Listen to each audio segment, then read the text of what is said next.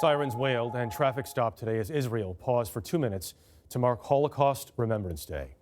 Here in New York, an exhibit dedicated to victims of Auschwitz opens next week. A recent study said 41% of Americans know nothing about the Nazis' largest concentration camp. The goal of this exhibit, the first of its kind in the U.S., make sure no one ever forgets. Your tattoo. A5812. The tattoo on Shirley Getzman's left arm has faded. The memories have not. When did they put this on you? About the first week when I got there. In 1944, Getzman, then 17, was pulled from her home and eventually separated from her family. Only she and her brother survived.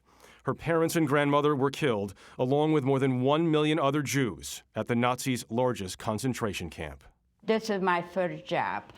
Sorting shoes. Yeah. Shirley found her mother's shoe inside crematorium number 4, where she was forced to work. I made a fast decision. I cannot take it with me. I left it. Did you say goodbye No. when you saw the shoe? No, I didn't say goodbye. I just said, she is dead.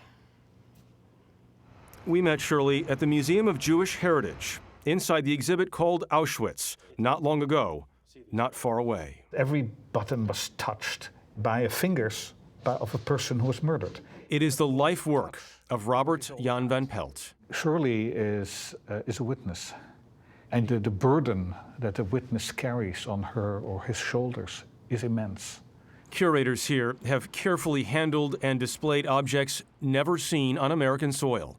More than 700, many overwhelming.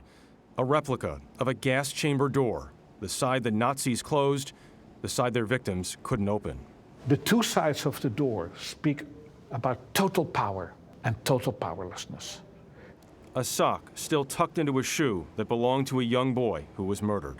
This is in some way the last act of a human being. So this was not abandoned. Yeah? This was put somewhere carefully. This little boy tucked his sock in to the shoe, thinking he would come back to it. Yes.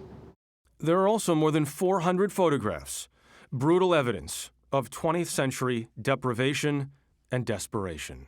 One of the reasons it is good for the world to again be confronted with this story is that when this generation passes away, an exhibition like this is one of the ways to take over their burden and to carry it on. Do you think this could happen again? Yeah.